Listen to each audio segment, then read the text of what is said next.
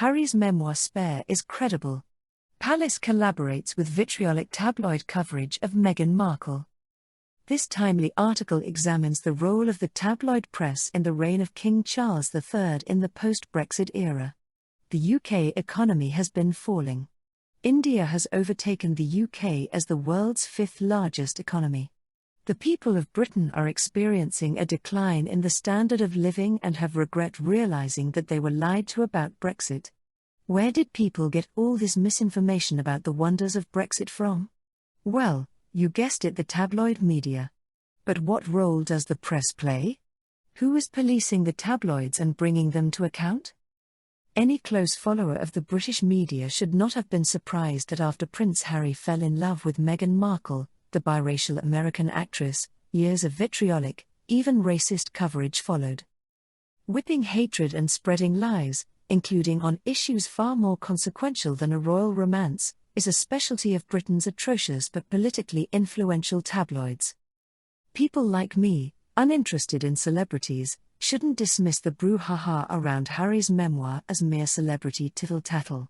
He has made credible, even documented claims that his own family refused to stand up against their ugly, sustained attacks against Meghan. In other words, it appears that Britain's most revered institution, funded by tens of millions in taxpayer funds annually, plays ball with one of its most revolting institutions. The Daily Mail columnist Dan Wootton has said much of the negativity towards the couple is coming from within the royal family. The royal family, and staff of the royal family, are the ones that are very often leaking these stories to the press. This is the commentary on Spare by Zainab Tufekci, a New York Times opinion columnist. She is a visiting professor at the New Craig Newmark Center for Journalism Ethics and Security at Columbia Journalism School, an associate professor at the University of North Carolina's School of Information and Library Science. Her research revolves around politics, civics, movements, privacy, and surveillance, as well as data and algorithms. At the very least, it seems clear by now where some senior members of the royal family position themselves in all this. Among those in attendance at a Christmas lunch in mid-December were Camilla, Britain's Queen Consort, Dame Judi Dench, Dame Maggie Smith, and some less luminous celebrities, including the acid-tongued columnist Jeremy Clarkson and the broadcaster and columnist Piers Morgan. Both Clarkson and Morgan have been among the foremost participants in the multi-year media evisceration of Meghan, a daughter-in-law of Camilla and King Charles. Clarkson has prior ties to Camilla. His farm was featured in an edition of Country Life magazine that she guest-edited. Just days after that Christmas lunch, he blasted Meghan when he wrote in his column in The Sun, "At night, I'm unable to sleep as I lie there, grinding my teeth and dreaming of the day when she has made the parade naked through the streets of every town in Britain, while the crowds chant shame and throw lumps of excrement at her." The palace made no comment about that. Clarkson publicly apologized for the column after a fierce public outcry. As for Morgan, he has called Camilla a class act. More than a decade ago, when many in Britain were still resistant to her becoming a queen consort because of her adulterous affair with Charles, Morgan wrote in his Daily Mail column, "I can't actually think of a single other woman in the world better suited, or more suitably experienced, to be queen." Morgan quit his ITV morning show in a huff in March 2021, after being roundly condemned for saying that he did not believe Meghan's claim to have been suicidal during her first pregnancy, and that he wouldn't believe her if she read Merriweather Report. It wasn't his first such diatribe about her, and it wouldn't be his last. But he said Camilla soon demanded to know when I'd be back on television. Clarkson and Morgan are just two players in a swamp of commentators and tabloids that are intimately tied to the royals they cover. Just before Queen Elizabeth II died, Charles hosted the editor of The Sun, something the editor said was a regular occurrence. She wrote that he was always jovial and cheery with her. And Charles and Camilla recently hired the Daily Mail's longtime deputy editor as their communications secretary. What could Charles and Camilla think they are conveying by maintaining a camaraderie with a tabloid press that has behaved so noxiously to members of their own family, with articles that have been so ugly, and even racist? In 2016, days after Harry and Meghan's relationship went public, the Daily Mail called Meghan, who, as a child, lived in Los Angeles, almost straight outta Compton, an allusion to the 80s hip-hop album and later movie. The Mail described her family's picturesque Los Angeles neighborhood as gang-scarred. For years, royals have had to fend off tabloid attacks. But the vitriol that has been applied to Meghan, and the double standard to which she has been subjected, is palpable. Once, after avocado toast was served at a lunch she hosted, the Daily Mail ran a story with the headline "How Meghan's favorite avocado snack, beloved of all millennials, is fueling human rights abuses, drought, and murder." The Daily Express similarly proclaimed, "Meghan Markle's beloved avocado linked to human rights abuse and drought, millennial shame." The same tabloids ran approving stories associating Prince William and Princess Kate with avocados, with no mention of human rights abuses. When Kate was seen holding her pregnancy bump, the Daily Mail said she did so tenderly. When Meghan did that, it was described as an act of vanity and virtue signaling that implied the rest of us Baron Harridans deserve to burn alive in our cars.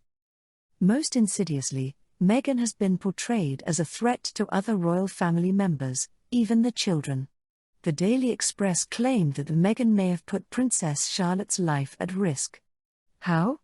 By including at her wedding lilies of the valley, which shouldn't be ingested. However, they were also used at the weddings of Kate and Princess Eugenie without disapprobation. Queen Elizabeth, too, was portrayed as Meghan's victim. Especially after Harry and Meghan stepped down from their royal roles, the tabloids repeatedly claimed that Meghan had endangered the Queen's health. Harry has said that he pleaded with his family to publicly condemn this ugly campaign. But instead, Harry says in his book, Spare, the couple were ordered to remain silent, even against outright lies. Never complain, never explain, was the royal motto. But the royal family isn't always so complacent. This channel once reported that Prince Harry has become a world record holder, 3.2 million copies in 1 week. This makes Prince Harry a kingmaker, a new media mogul. Spare has become the fastest-selling non-fiction book of all time, after shifting 1.43 million copies during its first day on sale in the UK, US, and Canada. BBC series, titled The Princes and the Press, explored the relationship between palace and press. It showed the extreme lengths the royal family will go to receive positive press. This is known as the invisible contract. Numerous reporters described their experiences working with different members of the royal family, airing the behind-the-scenes stories of press trips, and revealing how they landed big scoops. The reality is there is a far greater level of manipulation that goes on from the royal courts to the media. The documentary detailed the receptions organized by press secretaries, where royals and reporters mingle. There's a reason that these tabloids have holiday parties at the palace, Meghan, Duchess of Sussex, explained in a CBS interview with Oprah. They're hosted by the palace, the tabloids are. You know, there is a construct that's at play there. It suggested that, at times, the households of the different royal family members may work against each other, briefing and leaking to journalists who will give them sympathetic coverage. Zeynep Tufekci continued her commentary. When a plastic surgeon claimed on his Instagram account that Harry's sister-in-law Kate was receiving Botox, Kensington Palace officials issued an official condemnation and denial. They reportedly got at least one tabloid to take down a story claiming Kate was wearing hair extensions. William and Kate issued a strong statement and threatened legal action against the magazine Tatler after it called Kate perilously thin. Swaths of passages the palace had reportedly objected to were deleted from the story. Even less prominent members get explicit protection. Once, the palace defended Charles's brother Prince Edward's use of a private jet instead of an available train. Harry has claimed that while the royal family stayed silent about the media's abuse of his wife, behind the scenes it leaked, planted or influenced stories with the worst elements of the royal rota, representatives of news organizations that cover the palace in a preferential press pool, in return for favorable coverage for themselves or distractions from their own brewing scandals. After telling only his immediate family about plans he and Meghan were making to travel or distance themselves from royal duties, Harry says in Spare, those plans appeared in the tabloids attributed to unnamed sources. It's not just a matter of Harry's suspicions. The Daily Mail columnist Dan Wootton has said much of the negativity towards the couple is coming from within the royal family. The royal family, and staff of the royal family, are the ones that are very often leaking these stories to the press. Other prominent members of the royal rota agree.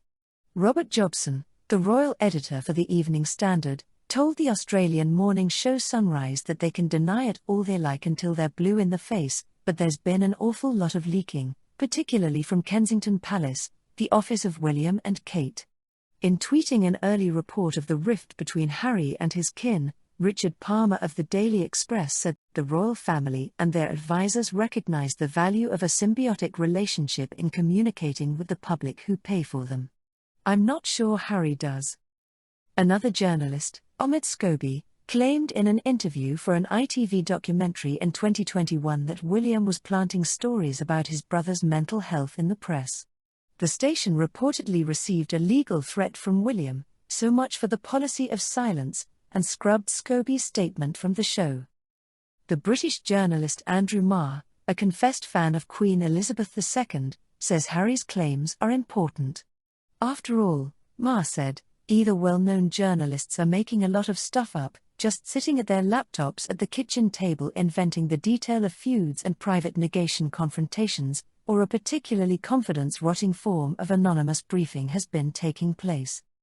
Maybe they could be part of an inquiry similar to the one after the phone hacking scandal by Rupert Murdoch's tabloids. This sort of royal relationship with the media is not new, of course. In a BBC documentary, Charles's former press secretary said William was furious that when he was 16, The Sun published the details of his first meeting with Camilla. The author of the story said the source was Mark Bulland, Charles's deputy private secretary and public relations advisor. It was all transactional. Sandy Henney, a former press secretary, said of Charles, when I joined his office in '93 he was going through some pretty virulent criticism, bad father, unloving husband. I think he was pretty hurt. She said Bulland worked to change Charles's image. Leaking to the media was reportedly one way to curry favor. Brilliant manipulator, Henney said of Bulland. He got the result that he wanted. Bulland denied these accusations. Bulland was also accused of approving a News of the World article claiming a 16-year-old Harry had taken drugs, in exchange for praise for Charles for taking Harry to a rehab center, illustrated with what the tabloid said were photos of the visit. Harry writes that the 7-page tabloid spread left him sickened and horrified, and that the photos were from an earlier official visit he had made to the center. Bulland later admitted the sequence of events was distorted to make Charles look better. The coverage, after Diana's death, spun the portrayal of Charles no more the unfaithful husband, as Harry puts it in his memoir. Parr would now be presented to the world as the harried single dad. I think I've made the case that Harry and Meghan have gotten a raw deal. And I haven't even mentioned that in response to all of this vitriol, would-be violent actors rose from the woodwork. Neil Basu, a high-level British law enforcement official, recently confirmed that Meghan received credible threats to her life, namely from the far right. Even so, shortly after they left Britain, Harry and Meghan had their official security pulled abruptly.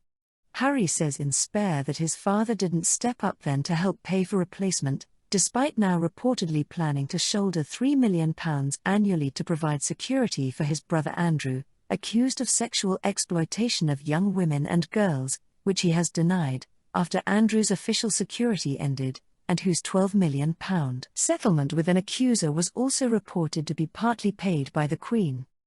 The way the tabloids can spread unhinged claims, generating a sense of urgent threat to create a social frenzy, can be used for targets other than a stray royal. During the run-up to the Brexit vote, among other outright big lies, British tabloids screeched that, thanks to a secret conspiracy being cooked up in Brussels, the European Union would allow hordes of Turks to invade Britain, commit crimes, have too many babies and bankrupt the social services. Turkey isn't even a member of the EU and is nowhere near becoming one. Brexit narrowly won, with damaging consequences still unfolding for Britain. My impression from his memoir is that Harry wants to make a crusade of applying sunlight to corrupt media practices and his family's participation in them. If he succeeds in fighting the vile forces that he feels contributed to his mother's death and imperiled his newfound love, he might bring a greater sense of decency in Britain, and maybe even curtail the power of the worst practices in media. Good luck to him.